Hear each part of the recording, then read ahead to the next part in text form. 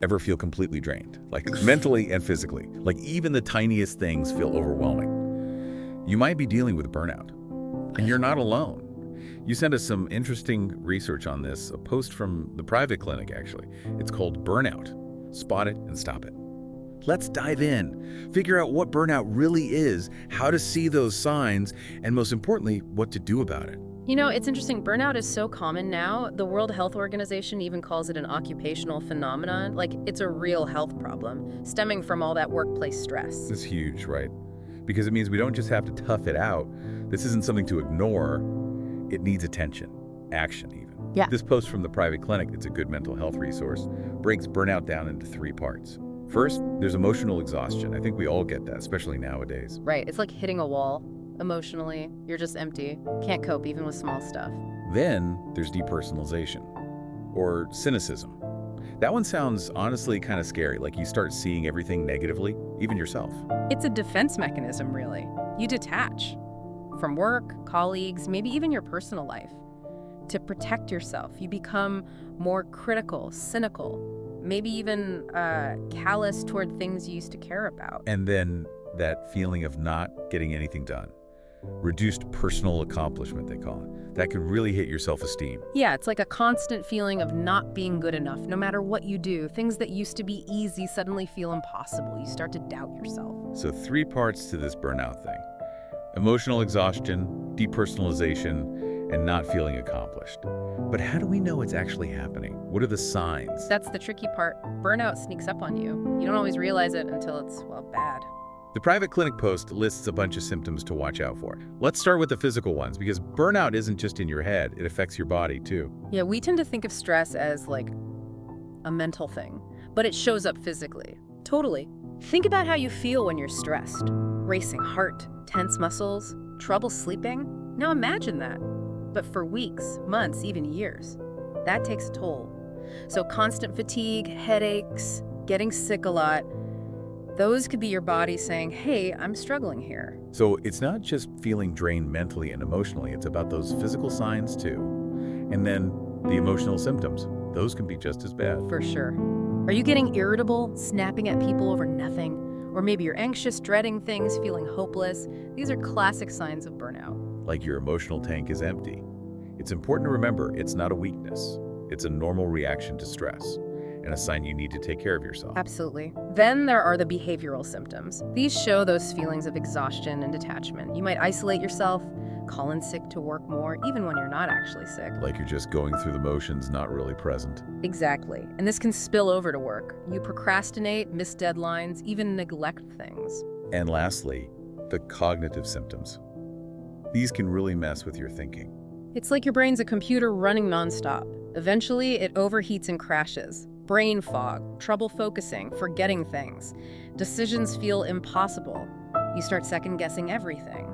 Okay, so we have a good picture of what burnout looks and feels like. But what's actually happening inside us? Why does stress do this to us? It's all about your body's stress response. It's designed to handle threats. When you sense danger, your body releases hormones, adrenaline, cortisol. It gets you ready to fight or run away, the fight-or-flight response. So in small doses, stress is good, like that boost you need to meet a deadline or handle an emergency. Exactly. But when stress is constant, that fight-or-flight switch stays on. That's when the trouble starts. Like having your foot on the gas pedal all the time. Perfect analogy. Your car engine can't rev that high forever. Something will break. Same thing with your body. High levels of stress hormones, especially cortisol, start messing things up. And that's where the physical, emotional, and cognitive symptoms come in. Yep. High cortisol can disrupt sleep, weaken your immune system, cause inflammation. It can even lead to serious things like heart disease and diabetes. So burnout is definitely something we want to avoid. But what if we're already feeling it? Can we recover? Absolutely. The good news is many things that prevent burnout also help you recover. The key is to take action. Put yourself first. Let's get into those strategies in part 2 of this deep dive. Welcome back. Before we get to those tips from the private clinic, maybe a real-life example would help, something we can all relate to. Imagine a friend, a teacher, really dedicated, loves their job. Oh yeah, teachers, amazing people, but they burn out so easily. Right. So this friend, they've always loved teaching, but lately they're exhausted, overwhelmed, talking about quitting, snapping at their family, can't sleep. it makes you think, how do we spot those early signs? Not just in ourselves, but in others too. So if you saw this happening, how would you talk to them? What advice would you give? First, empathy. Understanding. Let them know they're not alone. Don't just dismiss it as stress. This is serious stuff. Exactly. Then gently bring up those tips we talked about. Connect them to their situation. Like, remember setting realistic goals. Maybe it's time to look at your workload. Can you delegate anything? What about when they're feeling super overwhelmed, emotionally drained? What then? Mindfulness, self-care. Remember those things you enjoy. Even 5 minutes of deep breathing or a walk outside can help. Little things, right? To recharge and reconnect with yourself. Exactly. And social support. Huge. Encourage them to talk to someone, family, friend, therapist. Sometimes just saying it out loud helps. Breaks that isolation, reminds you you're not alone. Right. And, as we move from personal stuff to work stuff, employers have a big role in this, preventing burnout. Totally. It's not just about being tough. The work environment needs to be supportive. The private clinic article mentioned this. Organizational strategies. Things like flexible work arrangements. Those can make a big difference. Giving people control over their schedule, their space. Yeah. That can really reduce stress. Imagine our teacher friend could work from home sometimes. Or adjust their hours. So much less overwhelming. And open communication is key too. Feeling comfortable talking to your boss about your workload, any problems you're facing. So important. If your friend could go to the principal and say, hey, I'm burning out, I need help, that could prevent things from getting worse. And having access to mental health resources, that's going to be huge. Absolutely. Employee assistance programs, mental health coverage, workshops on stress. It shows the company cares. It's like mental health isn't a personal problem anymore. It's everyone's responsibility. Exactly. When employees thrive, everyone wins. Sounds like a big change, though. It is, but it's needed. The old way, just pushing people till they break, it doesn't work. Well-being matters. We need to create workplaces that are supportive, human. So for those listening who are in charge, what can they do, like today, to start building this kind of culture? Great question. Start small, check in with your team regularly, ask how they're doing, really listen, be open to feedback. And make sure they know it's okay to not be okay. Taking care of yourself, that's not weak, it's smart. Exactly. Encourage breaks, self-care, seeking support, and lead by example. Create a space where people feel safe being vulnerable. Lead with empathy, basically. Yeah. Remember, we're all human. We all have needs, challenges.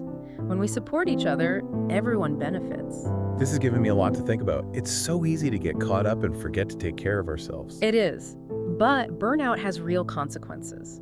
For our health, happiness, everything. The good news is it's preventable. We have choices. We can advocate for change, make things better for everyone. So what's one message you want listeners to take away? I'd say, remember you're not a machine. We all have limits. It's okay to admit that and prioritize your well-being. Yeah, it's like we're human, not robots. Exactly, you're not alone. And taking care of yourself, that's not selfish, it's essential. I love that. And it goes right along with what the private clinic said. Right, they even have that tagline, you are your priority. It's true, Can't pour from an empty cup. Got to take care of ourselves first. Then we can be there for others, for our work, for everything. Absolutely.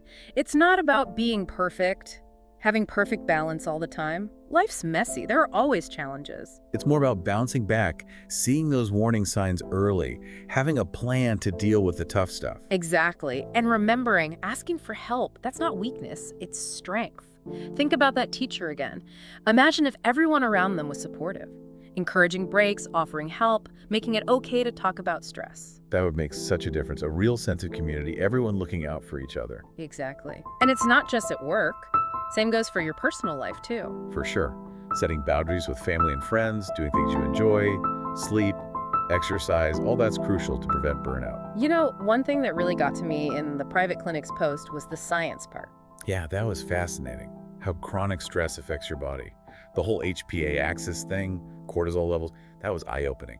It really makes you realize burnout isn't just in your head, it's physical. There's real science behind it. And then that's empowering because it means we can learn to manage it. Takes away the guilt, like it's not your fault, it's a physical reaction to stress. Exactly, and we can change that reaction through lifestyle choices, stress management, even therapy if needed.